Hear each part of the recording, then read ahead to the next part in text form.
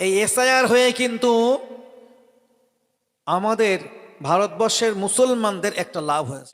পর্চা record নিয়ে যেন মনে হচ্ছে বিডিও অফিস কিনতে যায়। তাদেরকে হিয়ারিং নোটিশ দেওয়া হচ্ছে, তারা কি জোগাড় করবে। কেউ দাদুর কবরের মাটি নিয়ে যাচ্ছে, কেউ বাক্স ঘাড়ে করে নিয়ে যাচ্ছে, কেউ কাগজপত্র দড়িতে সুতোয় গেথে গলায় মালা বানিয়ে রেখে দিয়েছে। আর আমি আমার বাস্তব অভিজ্ঞতা থেকে, অভিজ্ঞতা নাই, বাস্তব শুনে বলছি, আমাদের এলাকাতে কলসুর বলে একটা জায়গা আছে, আপনারা নাম শুনেছেন। কলসুর এলাকায় একজন ব্যক্তি, সে একটু নার্ভাস প্রকৃতির, জ্ঞানে একটু হালকা। তাকে কোনো একজন ব্যক্তি বলেছে যে তোমার ওই হেয়ারিং হবে, ভোটে নাম বাদ যাবে। হেয়ারিং হলে মানে সবাই ভাবছে কি ভোটে নাম বাদ যাবে। ভয়ে বলুন আর ক্ষোভে বলুন আর রাগে বলুন, অভিমানে বলুন, নিজে হাত দা দিয়ে কেটে 4টে আঙুল কেটে ফেলে দিয়েছে এই টেনশানে। বহু মানুষ টেনশানে আছে। আমি আপনাদেরকে টেনশন মুক্তির জন্য দুটি কথা বলছি। 1 নম্বর কথা শুনুন। চতুর্দিকে চলছে একটা বংশ তালিকা নিয়ে হিয়ারিংয়ে আমাকে জমা করতেই হবে, চলছে না? কোথা থেকে কিভাবে আমাকে আনতেই হবে। আচ্ছা ধরে নিন আমরা 4 ভাই বোন, কিন্তু আমাকে দেখানো হলো যে আমাদেরকে 6 ভাই বোন দেখানো হচ্ছে। হিয়ারিং নোটিশ আমি পেলাম আমার বাবার কাগজপত্র নিয়ে, 2002 সালের ভোটার লিস্ট নিয়ে আমরা উপস্থিত হলাম। বাকি যদি কেউ দুজন আমার বাবাকে দেখিয়েও থাকে, আমি তো জানি না, তার পক্ষে কি সম্ভব আমার বাবার কাগজপত্র নিয়ে হিয়ারিং উপস্থিত হওয়া? কোশ্চিন কালেও সম্ভব না। তো সে তো উপস্থিত হতেই পারবে না, কেন নেই তো কেউ এই জাতীয়। তাহলে তো আমার চিন্তা করার দরকার নেই। পরের কথা হলো, জমি জায়গার দলিল ইত্যাদি, দলিল পর্চা রেকর্ড নিয়ে যেন মনে হচ্ছে বিডিও অফিস কিনতে যাচ্ছে, নাকি বিডিও অফিসের কাছে মনে হয় জায়গা জমি বিক্রি করতে যাচ্ছে। হচ্ছে না? সারা দুনিয়ার জায়গা জমি দলিল পর্চা একেবারে জোগাড় জাগাড় করে নিয়ে চলো হাঁটো। কেন করছে? ওই যে হিয়ারিং নোটিশের পিছনে দেওয়া আছে এই রকমের কাগজ, তো ওই রকমের কাগজ কাদের? যারা উইদাউট লিঙ্ক, যারা 2002 সালে বাবা, দাদু, মা, দাদিমা কাদের সঙ্গে লিঙ্ক করাতে পারেনি, উইদাউট ম্যাপ বা উইদাউট লিঙ্ক যারা, তাদেরকে ওই রকমের কাগজ লাগবে যাদের হিয়ারিং আগে হয়ে গেছে উইদাউট লিঙ্ক হিসাবে। আমি কি বোঝাতে পারলাম? আর আপনি তো হয় সেলফ নিজে 2002 সালের ভোটার, নতুবা আপনি প্রয়োজনীয় ম্যাপিং করেছেন, বাবার সঙ্গে 2002-এর ভোটার সম্পর্ক দেখিয়েছেন, মায়ের সঙ্গে দেখিয়েছেন, দাদুর সঙ্গে দেখিয়েছেন, দাদিমার সঙ্গে দেখিয়েছেন। মানে আপনি এ দেশীয়, আপনি যাদের সন্তান, যাদের নাতি নাতনি, তারাও এখানকার নাগরিক এবং ভোটার। বোঝা গেল? এত ছলনা হচ্ছে, আমার ব্যক্তিগত মনে হয় এতটা চাপ হতো না। হচ্ছে কেন? আল্লাহ পাক তিনি ভালো জানেন। এখানে লাইভ চলছে তাই আর বলতে পারছে না, তবে আপনারা সবাই বুঝতে পাচ্ছেন একটা কোটা তো পূরণ করা দরকার, নাকি নয়? একটা কোটা তো পূরণ করা দরকার, যেভাবেই হোক ওই কোটা পর্যন্ত পৌঁছাতে হবে। কিন্তু আল্লাহ শুকরিয়া আদায় করে বলছি আলহামদুলিল্লাহ। একটু সবাই আলহামদুলিল্লাহ পড়ি। আলহামদুলিল্লাহ। এই এসআইআর হয়ে কিন্তু আমাদের ভারতবর্ষের মুসলমানদের একটা লাভ হয়েছে। কি লাভ? এই চতুর্দিক দিয়ে শুনতাম রোহিঙ্গা, মুসলিম মানে রোহিঙ্গা, ভেগে এসেছে, পালিয়ে এসেছে, বেড়া টপকে এসেছে, নদীর সাঁতরে এসেছে, এরকম চতুর্দিকে চলছিল না? এসআইআর হওয়ার পরে বরং এটাই প্রমাণ হয়েছে মুসলিমরা এ দেশীয়ই। সুবহানাল্লাহ একটু বলেন। কিন্তু ছলে বলে কলে কৌশলে ওই যে একটা কোটা আছে, যদি ওই কোটায় পৌঁছানোর টার্গেট না হয়, সত্যিকার অর্থে আমরা ভারতীয় কিনা আমাদের কাগজপত্র নিয়ে প্রমাণ করার চেষ্টা করা হয়, আলহামদুলিল্লাহ আমরা তো জানি না, সব কিছু আমরা অন্ধকারের ভিতরে রয়েছি। তবে এটাও বাস্তব, প্রচুর মানুষের কাগজে অনেক ভুল আছে, নেই? ধরুন আপনার এলাকা থেকে বলি, একজন মানুষ আচ্ছা এই নামে যদি কেউ থেকে থাকেন, আমি আগেই বলছি আমি কিন্তু আপনাকে চিনি না, আপনার কোনো পরিচয় আমার কাছে নেইও, আমি জাস্ট একটু আন্দাজে বলছি। ধরুন আপনার এলাকার একজন মানুষ আছেন আবুল হোসেন মোল্লা, 2002 সালে তার নাম ছিল আবুল হোসেন, পদবি ওঠেনি, কিন্তু তারা মোল্লা, তো পরবর্তীতে সে আবার হলো আবুল হোসেন মোল্লা। হতে পারে না? পারে না? আচ্ছা এটা কি আপনি করেছেন না আপনি করিয়েছেন? এটা বলুন। আপনার নাম ছিল আবুল হোসেন, পরবর্তীতে আপনার নাম হলো আবুল হোসেন মোল্লা, এটা কি আপনি করেছেন না আপনি করিয়েছেন? আপনি করিয়েছেন। আপনি যদি করতেন তাহলে ওই কাগজটার কোনো মূল্য থাকতো না। আমার কথা বুঝেছেন? আমার ভোটার আই কার্ডে যদি থাকতো আবুল হোসেন, ওখানে আমার একটু মোল্লা লিখে দেওয়া দরকার, তাহলে আমি ওই ভোটার আই কার্ডটা জেরক্স করে নিয়ে তারপরে ওই জেরক্সের উপরে কম্পিউটার প্রিন্ট, যেটা খুব সুন্দর করে সেটিং করে বসিয়ে দিয়ে ওখানে মোল্লা লিখে দিতাম, দেওয়ার পরে ওই আবুল হোসেন মোল্লার পেজটাকে এবারে জেরক্স করতাম, তাহলে এবার যত জেরক্স আসতো সব আবুল হোসেন মোল্লা আসতো। কিন্তু আমার এপিক নম্বর দিয়ে যদি ভ্যালিড করা হতো, এপিক নম্বর দিয়ে যদি ওটাকে ওই ভোটারের তথ্য সংগ্রহ করতে যাওয়া হতো, তাহলে কিন্তু দেখা যেত ওখানে আবুল হোসেন নামটাই আসতো, এ মোল্লা আর আসতো না, যদি আপনি নিজে করতেন। কারণ তথ্য ডকুমেন্ট আপনি জমা দিয়েছেন, সব তথ্য নির্বাচন কমিশনের কাছে আছে। নামের বানান মিসম্যাচ হবেই হবে। কেন হবে বলে দিই আপনাকে। নির্বাচন কমিশন স্বাভাবিকভাবে 3টে ফর্ম ফিল আপ করতে দেয়, স্বাভাবিকভাবে সবাই জানে এই 3টে ফর্মের কথা।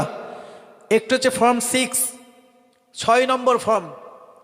এই 6 নম্বর ফর্মের কাজ হচ্ছে আপনি ভোটার হওয়ার যোগ্য, 18 বছর বয়স আপনার পূরণ হয়েছে, ভারতীয় নির্বাচন কমিশনের যে নীতি নির্ধারিত আছে, যে নিয়ম আছে, যে 18 বছর বয়স হয়ে গেলে ছেলে মেয়ে ভোটার হতে পারবে, তো আপনাকে ভোটার হওয়ার জন্য নির্বাচন কমিশন 6 নম্বর ফর্ম ফিল আপ করতে বলে। যদিও বর্তমানে ওই 6 নম্বর ফর্ম অনলাইনে ফিল আপ করতে হয়। পরে আর একটা ফর্ম হলো 7 নম্বর ফর্ম। 7 নম্বর ফর্ম হচ্ছে একজন ভোটারের নাম আছে ভোটার তালিকায়, কিন্তু ওই তালিকা থেকে তার নামটা বাদ দিতে হবে। বোঝা গেল? বাদ যাবে যে কারণ, তার একটা কারণ, যে ভোটারের নাম আছে ভোটার তালিকায় তিনি মারা গেছেন, তাহলে তার নাম তো আর এই ভোটার লিস্টে থাকবে না। এই গ্রামের একটি মেয়ে ভোটার লিস্টে তার নাম আছে, মেয়েটার বিবাহ হয়ে গেল, তো শ্বশুর বাড়িতে সে চলে গেছে, তখন সে শ্বশুর বাড়িতে ভোটার হয়ে গেল। যখন সে শ্বশুর বাড়িতে ভোটার হয়ে গেছে, তখন আর সে এই বাবার বাড়ি ভোটারটা রাখবে না, সে এক জায়গায় ভোটার থাকবে। তো এখান থেকে সে তার ভোটটা কেটে দেবে, কেটে নিয়ে চলে যাবে তাহলে ভোটার লিস্ট থেকে তার নামও বাদ যাবে। তো তার জন্য ফর্ম 7 ফিল আপ করতে হবে। আর একটা ফর্ম আছে যেটা নিয়েই এই লজিক্যাল ডিসক্রিপেন্সি, যেটা সেই ফর্মটা ক্ষেত্র বলছি, অধিকাংশ ক্ষেত্রে যেটা হয় ফর্ম 8 নম্বর ফর্ম। 8 নম্বর ফর্মের কাজ হলো, যদি ভোটার কার্ডে আপনার নাম ওঠে, ওই নামটা আপনার অন্য ডকুমেন্টের সঙ্গে মিলছে না। আমার বুথে আমার পার্টে এমন একজন ভোটার আছে, এই লাইভ চলছে, আমি আগে আমার ওই ভাইয়ের কাছে এবং ওই বোনের কাছে ক্ষমা চেয়ে নিচ্ছি। কিসের ক্ষমা চেয়ে নিচ্ছি? আমি তাকে ছোট করছি না, কসম বিল্লাহ, জাস্ট বাস্তবতাটা বোঝানোর জন্যই বলছি। একজন ভোটার, তার বাবার নাম আবুল হোসেন, তার মেয়ের নাম খাতুন হবে, একজন মেয়ের নামের শেষে ফতেমা খাতুন। বাবার নামে ওই যে মেয়ে ফর্ম ফিল আপ করেছে, নামের পরে খাতুন আছে, তো বাবার নাম যখন তোলা হচ্ছে তো আবুল হোসেনের সঙ্গে খাতুন যুক্ত করে দিয়েছে। তাহলে হয়ে গেল কি, আবুল হোসেন খাতুন। একটা মুসলমানও কি পৃথিবী থেকে আপনি ধরে আনতে পারবেন যে মুসলিম পুরুষ লোকটা তার নামের শেষে খাতুন ব্যবহার করে? একটাও তো নেই। তাহলে ওই মেয়েটা নিজে ভোটার হওয়ার জন্য তার কাগজ জমা করেছে, তার নামের শেষে খাতুন আছে, আবার তার বাবার কাগজও জমা করেছে, কারণ ভোটারের সঙ্গে, নির্বাচকের সঙ্গে তার নিজের নাম এবং তার আত্মীয়ের নাম থাকবে। বাবার বাড়ি থাকলে হয় বাবার নাম, পিতার নাম, অনেকের পিতা বেঁচে নেই তো মাতার নাম, বিবাহ হয়ে গেল তো স্বামীর বাড়িতে চলে গেল তখন স্বামীর নাম, এটাই তো স্বাভাবিক। তো ওই মেয়েটা তার ভোটারের জন্য কাগজ জমা করলো, অথচ সেখানে খাতুন উঠে গেছে। সে তো কোনো কাগজে খাতুন জমা করিনি, তখন তার কাজ কি? 8 নম্বর ফর্ম ফিল আপ করবে, আর তার বাবার নাম যে আবুল হোসেন, এই জাতীয় ফতেমা খাতুন, পিতা আবুল হোসেন, এই জাতীয় কাগজ সে দেবে। বিএলও কি করবেন? বিএলও তার ওই কাগজের উপরে মন্তব্য লিখে দেবেন যে অমুক ব্যক্তি তার নামের এটি কারেকশন করতে চেয়েছে, সাপোর্টিং ডকুমেন্ট হিসাবে এই কাগজ জমা করেছে, অতএব আবেদনকারীর আবেদন সত্য, তার এটা কারেকশন করার জন্য আমি সুপারিশ করছি। বিএলও সই করে সিল মেরে দিয়ে দিলেন। তারপরে আরও নির্বাচন কমিশনের দায়িত্বপ্রাপ্ত যারা তানারাও করবেন। এবারে ওই ব্যক্তিটার নামে পরবর্তীতে ভোটার লিস্ট যখন এলো বা নতুন ভোটার আই কার্ড পেল, তখন সেখানে তার নাম চলে এলো ফাতেমা খাতুন, পিতা আবুল হোসেন। ধরে নিন 2024-এ নাম ছিল ফাতেমা খাতুন, পিতা আবুল হোসেন খাতুন। 8 নম্বর ফর্ম ফিল আপ করলো, তার নাম কারেকশন হয়ে গেল। 2025 সাল 1/1/2025 যে আবার ভোটার লিস্ট বার হলো, সেখানে ওই ফাতেমা খাতুন, ওই একই এপিক নম্বর, তার নামে তার আত্মীয়র নাম এলো আবুল হোসেন। এবারে কি হবে? ওই যে আবুল হোসেন খাতুন আর এই আবুল হোসেন দুজন একই লোক। আচ্ছা, এই একই লোকটাকে আপনি করেছেন না আপনি করিয়েছেন? আপনি কাগজ জমা করেছেন নির্বাচন কমিশনের কাছে, তারপরে ওই কাগজটা গ্রহণ করে আপনার যেটা প্রয়োজন ছিল সঠিক তথ্য নিয়ে আপনার প্রয়োজন পূরণ করে দেয়া হয়েছে নাকি নয়? আমরা স্বাভাবিকভাবে জানি আমাদের মুসলিমদের ভিতরেও এবং অন্যদের ভিতরেও, আমার একটি হিন্দু পরিবারের কোনো বোনের যদি বিবাহ হয়ে যায়, ধরে নিন সে বাবার বাড়িতে ছিল চক্রবর্তী, বিবাহর পরে তার স্বামীর বাড়িতে সে চক্রবর্তীর সঙ্গে চৌধুরী হয়ে গেল, হতে পারে না? বাবার বাড়িতে ছিল ধরে নিন পাল, শ্বশুর বাড়িতে হয়ে গেল দাস, হয় না? কারণ শ্বশুর বাড়িতে সে যাদের সঙ্গে বসবাস করছে তাদের পদবি তো সে গ্রহণ করবে। আবার আমাদের মুসলিম বাড়ির মেয়েরা বিবাহর আগে ছিল খাতুন, এখন আর অন্য কিছু থাকতে পারে বিশেষণ তার নামের শেষে। বিবাহর পরে কেউ বা বেগম নিয়েছে, কেউ বা বিবি নিয়েছে, অনেকে নেয়, অনেকে নেয়ও না। তবে আমি আপনাদের একটা পরামর্শ দিব, প্রত্যেক মেয়ের জন্য যাদের এখনো বিবাহ হয়নি বা বিবাহ হয়ে গেলেও শ্বশুর বাড়িতে আপনার এখনো ভোট কেটে নিয়ে যাওয়া হয়নি, খবরদার ওখানে বিবি আর বেগম করতে যাবেন না। ও বিবি বেগম আপনার মনে লেখা থাক, কিন্তু কাগজের অবস্থা পরিবর্তন করবেন না।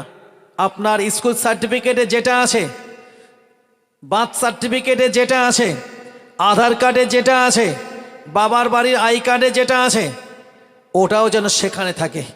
স্বামীর নাম থাকবে, কিন্তু নিজের নামের শেষে খাতুন থাকলে খাতুন, সুলতানা থাকলে সুলতানা, যাই আছে সেটাই রাখবেন। কেন নতুবা আবার কখন এসআইআর হবে? 2002-এর পরে যেমন এই 25 এসআইআর হলো, আবারও তো 25 থেকে 35 বলেন 40 বলেন এসআইআর হতে পারে। আবার আপনি সহ আপনার পরিবার, সন্তান সন্ততি সবাই ওই রকম লজিক্যাল ডিসক্রিপেন্সির পেছে পড়ে যাবে। আর ওই প্যাচে পড়ে গেলে আমরা যেমন এমন জড়িয়ে যাচ্ছি, ছাড়ানো কঠিন, পরবর্তীতে আবার একই রকম অবস্থা হবে। আগে যখন স্পেশাল নয় বরং ইন্টেন্সিভ রিভিশন হয়েছিল, আগে কিন্তু শুধু আয়ার হয়েছিল, তো ওই আয়ার যখন হয়েছিল স্কুলে মাস্টার মশাইরা কাজ করেছেন, আমরা বুঝতেই পারিনি। আমি তো ছেলে মানুষ, তখন আমি মাধ্যমিক পরীক্ষা দিচ্ছি 2005 সালে, তার মানে 2002 মানে তো আমি একেবারে ছেলে মানুষ, ওগুলো তো আমার বোঝার ব্যাপারই না। কিন্তু আপনারা যারা জানেন, আপনার নাম 2002 সালে ভোটার লিস্টে আছে না বাবু? আছে তো? আপনারও আছে না? আপনারও আছে, আপনারও আছে। এই তো এইদিকে সব বলছে, আমার দাদুদের অবশ্যই তো আছে। আপনারাও তো একবার ওই যে, যদি নির্বাচন কমিশন এসআইআর বলছে তো এসআইআর ধরে নিয়েই বলছি, আগে এসআইআর নিয়ে ঘুম খাওয়া সব উঠে গিয়েছিল, চিন্তা চেতনা এরকম হয়েছিল, দুরাশাগ্রস্ত হয়েছিলেন না? কখন এসআইআর হয়ে গেছে টেরই পাওয়া যায়নি। আর এখন এসআইআর হচ্ছে, পাগল মানুষও বুঝতে পারছে, অসুস্থ মানুষও বুঝতে পারছে, গাছপালা, নদী নালা, রাস্তাঘাট সবাই বুঝতে পারছে। এই একটা মানুষ বারবার এদিকে যাওয়া আসা করছে কেন, ও রাস্তাও বুঝতে পারছে, ঠিক না? এই কথাগুলো বলে আমি আপনাকে বোঝাতে চাইছি, আপনার এলাকার যিনি বিএলও রয়েছেন, আলহামদুলিল্লাহ প্রত্যেকটা বিএলওই যত্নের সঙ্গেই কাজ করছেন। আপনাদের উচিত তার পাশে দাঁড়িয়ে তার কাজে পূর্ণ সহযোগিতা করে দেওয়া, এটা আপনাদের উচিত। পরে আমি আপনাকে যেটা বলবো, এবার আমার বক্তৃতার দিকে আমি আপনাকে আগাচ্ছি। আমি একজন প্রকৃত অর্থে ভারতীয় নাগরিক না, আমি এ দেশীয় না, এটা প্রমাণ করার জন্য আমাকে যখন যেভাবে বলা হচ্ছে আমি তখন সেইভাবেই মেনে নিয়ে আমার পক্ষ থেকে যতটা বিএলওকে বা নির্বাচন কমিশনকে সাহায্য সহযোগিতা করা দরকার, আমরা কোনো ত্রুটি রাখছি না। যখন যেটা বলছে তখন সেটা করছি না? একটু কথা বলেন। করছি তো, ফর্ম ফিল আপ করো, করছি। ছবি মিলছে না, আবার ছবি নিতে হবে, আসো, যাচ্ছি। বিএলও আন্ডারটেকিং দিতে হবে, এই কাগজ নিয়ে আসো, আনছি। হিয়ারিং নোটিশ এসছে, নাও, নিচ্ছি। অমুক দিন তোমার হিয়ারিং হবে, এই কাগজ জোগাড় করো, জোগাড় করছি। বিডিও অফিসে বলুন বা যেখানে আপনাকে নির্দিষ্ট করে দেওয়া হলো জায়গা, অমুক তারিখে অমুক সময় চলুন, চলছি। সবগুলো মেনে নিচ্ছি। কেন? আমি জায়গা বানিয়েছি, জায়গা আছে, আমার বাড়ি বানিয়েছি, ওই বাড়িতে স্বস্তি শান্তির সঙ্গে আমার পরিবারকে নিয়ে, সন্তান সন্ততিদেরকে নিয়ে সুন্দরভাবে চিন্তা মুক্ত অবস্থায় বসবাস করব। এটা তো অন্য কিছু, এটাই। আল্লাহ পাক রব্বুল আলামিনের বান্দা বান্দিরা মনে রাখুন, ভুল আমার বোঝেন না। আমি আপনাকে যেটা বোঝানোর জন্য এসআইআর দিয়ে উদাহরণ দিচ্ছিলাম, আমার আল্লাহ পাক আল্লাহ তাআলা পবিত্র কোরআনের ভিতরে জানিয়ে দিলেন, ওয়ালাল আখিরাতু খায়রুল লাকা মিনাল উলা। ও আমার বান্দা বান্দিরা, আমি আল্লাহ পাক আল্লাহ তাআলা তোমাদেরকে জানিয়ে দিলাম, না না না না, এহ জগৎ অপেক্ষা পরজগৎটাই তোমাদের জন্য অতি উত্তম। সুবহানাল্লাহ বলুন। ও বান্দা, ও বান্দি, মনে রেখে দাও, এহ জগৎ অপেক্ষা পরজগৎটাই তোমাদের জন্য কল্যাণকর, ওটাই তোমাদের জন্য আসল, ওটাই তোমাদের জন্য বাস্তব, ওটাই তোমাদের জন্য খাঁটি। কোনটা? পরজগৎটা। ও বান্দা, আল্লাহ পাকের নবী বললেন, এই দুনিয়াটা ঈমানদারদের জন্য জেলখানার সমতুল্য, অপরদিকে কাফেরদের জন্য এই দুনিয়াটা যেন জান্নাতের মতো। নবীজি বলেন, আদ-দুনিয়া সিজনুল মুমিন ওয়া জান্নাতুল কাফির। নবীজি বলেন, এই দুনিয়াটা ঈমানদারদের জন্য জেলখানার মতো, তবে কাফেরদের মতো এটা যেন, কাফেরদের জন্য এটা যেন জান্নাতের মতো, শান্তির জায়গার মতো, শান্তির নীড়ের মতো। সোজা কথাই যেন জান্নাত। ঈমানদারদের মূল লক্ষ্য তাহলে কোন দিকে? কোনো মানুষ তো কষ্টে থাকতে চায় না, কোনো মানুষ তো কখনোই কষ্টের ভিতর দিয়ে জীবন অতিবাহিত করতে চায় না। প্রত্যেক মানুষ এটাই চাই, আমি যেখানেই থাকি স্বস্তির সঙ্গে থাকবো, শান্তির সঙ্গে থাকবো। আল্লাহ তাআলা বান্দা বান্দীগণ মনে রাখুন, আমার রব্বুল আলামিন আল্লাহ তাআলা পবিত্র কোরআনের ভিতরে ওটাই বললেন, ও বান্দা বান্দিরা মনে রেখে দাও, নিশ্চয়ই জগৎ অপেক্ষা পরজগৎটাই তোমাদের জন্য কল্যাণকর। আল্লাহ নবী বললেন, আমার সাহাবীরা, আমার উম্মাতানিরা, আমি রাসূলুল্লাহ তোমাদেরকে জানিয়ে দিলাম, না না না না, নিশ্চয়ই ঈমানদারদের জন্য এই দুনিয়াটা হলো জেলখানার মতো, আর কাফেরদের মতো, কাফেরদের জন্য এই দুনিয়াটা যেন একটি জান্নাতের জায়গার মতো। ও বান্দা, আমার বাবাজিরা, ভাইয়েরা, মায়েরা, বোনেরা, বেটিরা, একবার কান খাড়া করে শুনুন, ঠান্ডা মাথায় কথাটা বোঝার চেষ্টা করুন। আমি এসআইআর দিয়ে আপনাকে যেটা বোঝাতে চাইছিলাম, ওটা হলো এই দুনিয়াতে আপনার সন্তান শান্তির সঙ্গে বসবাস করবে, এই দুনিয়াতে আপনার কন্যা শান্তির সঙ্গে বসবাস করবে, এই দুনিয়াতে আপনার নাতি নাতনি চিন্তা মুক্ত অবস্থায় স্বস্তির সঙ্গে জীবনযাপন করবে।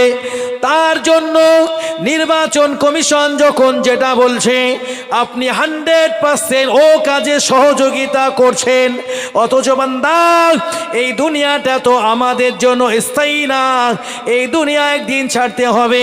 পরকালের স্থায়ী যে জায়গা, সেটা হলো আমাদের জন্য পরকাল, নাকি নয়? আমাদের মূল লক্ষ্য কোনটা? পরকালটাই তো আমাদের মূল লক্ষ্য।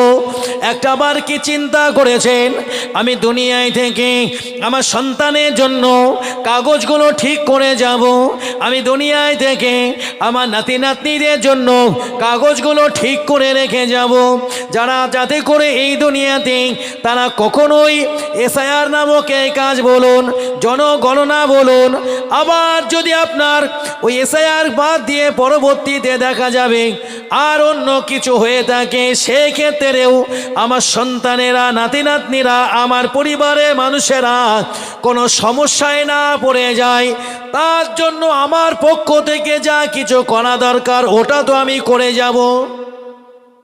করছি না? আমার কাছে এমনও প্রমাণ আছে, একটি ছেলের নাম জন্ম সার্টিফিকেটে একরকম, স্কুলে আর একরকম, আধার কার্ডে আর একরকম,